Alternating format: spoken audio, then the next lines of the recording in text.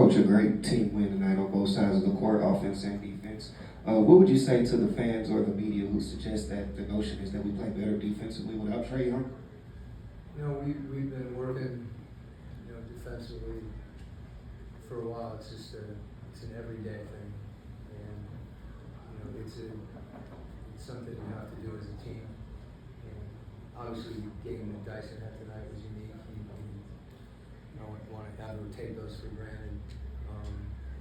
But there were some individual matchups tonight and some coverages that I thought we did a pretty good job executing. When we didn't, they took advantage of it, and I think you saw a stretch like that as well. But by and large, when our defense is solid, it gives us a chance to run.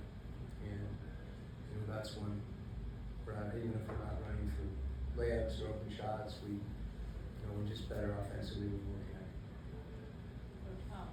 Just quickly, is Zach still on a minutes restriction following that ankle sprain? Is Zach still on the minutes restriction? What's your question beyond that? Is he still on a minutes restriction? Yeah, there's those things. I mentioned that one time because there was commentary about, his performance when he came back. But I think that's something that our health performance talks about. I'm not going to get into guys' health. Appreciate the question, though. I understand. Of course. And as far as Mo's defensive instincts, it's just when he plays against Paolo, it seems like he takes that matchup really, really, how do I put it, seriously, yeah. Mm-hmm. Just what did you think of his defensive instincts tonight? He's got great instincts, and I think, one of the things is his ability to defend the ball in multiple positions, and then also in help positions when he's coming over to contest or rebound. That's something else that you see, making a weak side block or getting a rebound in the crowd. I think that's been a big thing for us, especially against Orlando, the way that they offensive rebound. That was a point of emphasis, and obviously that's something that Mo excels at. We're part of all our guys in their minutes. When we want to play the way we want to play, guys need to be locked in, they need to be running, they need to be moving, they need to be defending, and minutes are going to vary from game to game.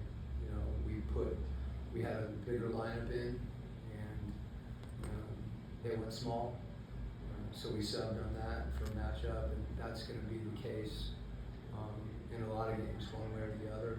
And it's important for our guys to embrace that too, and when those times do occur, really to get behind the teammates. And I feel like that's really important, and it's something our guys understand and do. Coach, Dyson seemed to do most of the ball handling tonight, certainly most for this season with Trae being out. Was that by direction, or is it something that they feel throughout the game? Yeah, I don't necessarily think that's the case. Like you look early in the game, Nikhil was bringing it a fair amount. I think when you play a team that has Jalen subs on it, the way that he pressures the ball, to have multiple handlers makes sense. And, we trust Dyson in those situations, particularly when he gets rebounds and we run. And then, as you said, we were actually playing through our bigs for a majority of the game, late, because it gave us a chance, to get movement. And in that case, it doesn't matter who brings the ball up for us. I think in transition, you'll see Keaton and you'll see Nikhil in most of it. And then there's set plays where we have Dyson handling. So it's good to have guys that can all take care of the ball and all pass the ball and play for each other. And I think that's what you saw from Dyson a lot tonight. One of the things when he doesn't have the ball, he's able to catch and drive closeouts. So a lot of good things happen when those guys, share that responsibility. Coach, I wanted to slightly piggyback off of Lauren's question, just in a matter of with the way that Orlando started to go on a run and how offensively Zach was playing tonight, was there any thought of kind of turning back to him late in the game? Well, Zach played 25 minutes and had a really good game. If you look through our rotation, he's going to play 25, he's going to play 30. Felt like he was playing really well. If you look at the stat sheet, everybody's, plus. So different combinations. I think we always try to be careful not to fixate on one player. And in this case, that means Zach had a really good game, particularly finishing transition.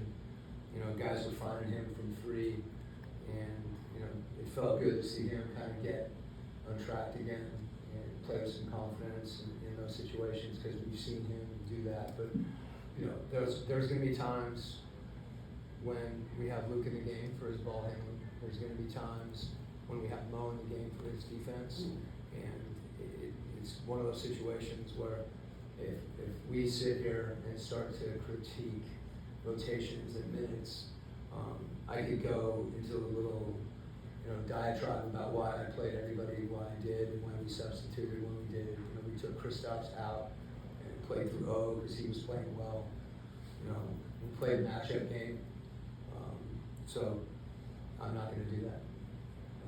And I'm not defensive about it. I kind of don't understand the question. What are we asking? Should Zach play more? So, is that the question? Yeah. Okay. Well, I think we had a lot of guys that played well. And there's going to be games when Zach plays more. There's going to be games when Zach plays less. Some of that will depend, on who's out there, on our combinations. And as I said, the reason that I'm offering this is because I think it's important to understand that it's not one player. That it's multiple guys, and that's how we have success. And it's important for our team not to worry about who's getting shots, who's getting minutes, all those things that kind of go to a focus of my individual team, my role, my bad. I just want guys to go out and play together. And Zach did that tonight, and that's why he played really well. How did you see them respond to the Bane ejection? I feel like these games have been physical,